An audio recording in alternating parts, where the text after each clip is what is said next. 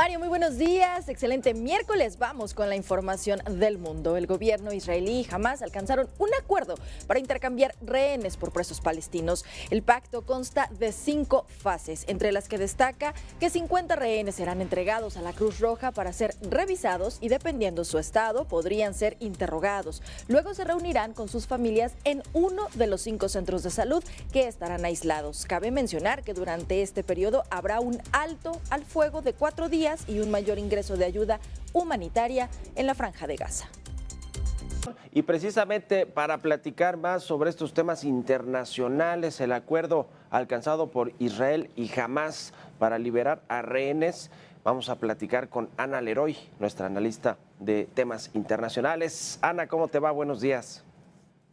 ¿Cómo estás, Mario? ¿Qué tal? Buenos días. Gusto saludarte, como siempre, pues varios temas, agenda cargada en los temas internacionales. Primero, este acuerdo de corto plazo de 4 días o esta tregua entre Israel y Hamás para liberar a 50 personas, se dice, de las cuales están actualmente como rehenes pues por parte de Hamás en esta zona de Gaza. Y también, a cambio, la liberación de 150 personas palestinas, ¿no?, que están en las cárceles de Israel. Cuéntanos cómo estás viendo este tema y si se puede mantener más hacia mediano plazo el acuerdo.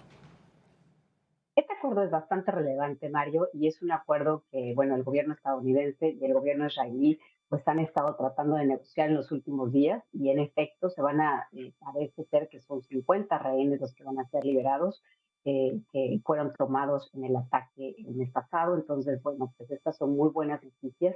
El cese al fuego, bueno, esto sí hay que notarlo, es temporal, simplemente en el sentido de que vayan a liberar estos rehenes, pero todavía falta ver qué va a suceder con el resto de los rehenes, ¿no? Entonces, jamás tiene, digamos, en sus manos en estos momentos, pues, digamos, el garrote, en el sentido de que, pues, si no se liberan más prisioneros del lado palestino, ¿no? Hay que recordar que hay muchísimos prisioneros del lado israelí, en territorio israelí por parte de Hamás. Entonces, no solamente son estos 150 que se podrían liberar, pero Hamás ha solicitado incluso números más altos. Entonces, habrá que ver cómo esto se va dando en la práctica. Ahora, esto también se inscribe con lo que sucedió y ha sido muy viral, el tema del buque, que bueno, perteneció a una empresa de origen japonés, pero el dueño se dice que es un británico israelí, que parte de esta operación de este grupo extremista, pues también tiene que ver con todo lo que sucede en la guerra o en este conflicto que hay entre Hamás e Israel. ¿Cómo ves este asunto y si podría complicar de alguna manera esta tregua, las negociaciones de tregua que tienen Hamás e Israel en el corto plazo? Yo creo que en el corto plazo no podríamos ver que esto pudiera complicar las negociaciones. Sin embargo, algo que sí es importante notar, Mario, y es algo bueno que se está observando a nivel internacional, ¿no? Hay países que han demostrado su apoyo pues fehaciente a organizaciones terroristas y organizaciones que, bueno, no están de acuerdo en la incursión israelí, en la respuesta israelí en contra de Gaza. Entonces, parece ser que este grupo armado es de origen iraní. Entonces, y en efecto, como bien nos mencionas, el Galaxy, este buque, cuyo dueño parece ser es de origen israelí también. Entonces, pero bueno, pues aquí vemos, es otro ejemplo de cómo los civiles están siendo, pues, eh, atrapados en estos ataques que de pronto no están ni siquiera relacionados o en el mismo, digamos, están en el área, en el Mar Rojo. Pero yo esperaría que esto no afectara, digamos, de forma negativa el avance de la negociación y de la liberación de los rehenes. Habrá que ver también que esto se dé en la práctica. No ha sucedido en ocasiones anteriores, ¿no? Y es importante recordarlo, que a pesar de que se llegue digamos, a un acuerdo en el intercambio de rehenes de las dos partes, ¿no? Estos acuerdos se pueden también romper al último minuto. Entonces habrá que estar muy atentos a ver qué sucede. Pasando a Sudamérica, ¿cómo viste el tema de Javier Milei, la llegada del ultraderechista libertario, como él se autodefine, al gobierno de Argentina? Pues un cambio radical del kirchnerismo, de la izquierda a la ultraderecha, que tomaron esa decisión los argentinos. Y cómo ves la reacción también del presidente, el observador, que dice que se metieron un autogol, ahora sí que en términos futboleros, que son muy futboleros los argentinos. ¿Qué te parece, Ana?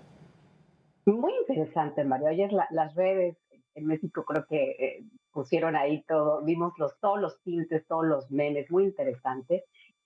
Obviamente, bueno, pues sabemos que Argentina ha pasado décadas, ¿no? Pero especialmente en los últimos años, una inflación, incrementos en las tasas de pobreza.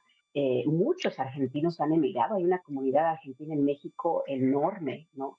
Entonces en Miami, en otros países, y pues parece ser que no solamente que, pues digamos, la gente se cansó del kirchnerismo, eso es clarísimo, ¿no? Pero el problema es que ahora, pues el péndulo se fue literalmente al otro extremo. Entonces, todo esto que hemos estado escuchando, sobre todo, bueno, pues es interesante cuando lo escuchamos dentro de todo lo que es la retórica, digamos, antineoliberal en Palacio Nacional. Luego podemos discutir si realmente la política actual en México es o no neoliberal, ¿no? Pero todo esto que quiere hacer, ¿no? Dolarización de la economía, lo que significará una de facto desaparición del Banco Central, ¿no? La dolarización y cómo reducir esta inflación, ¿no? Hay que recordar que también Argentina en este momento pues no tiene muchas reservas internacionales, ¿no?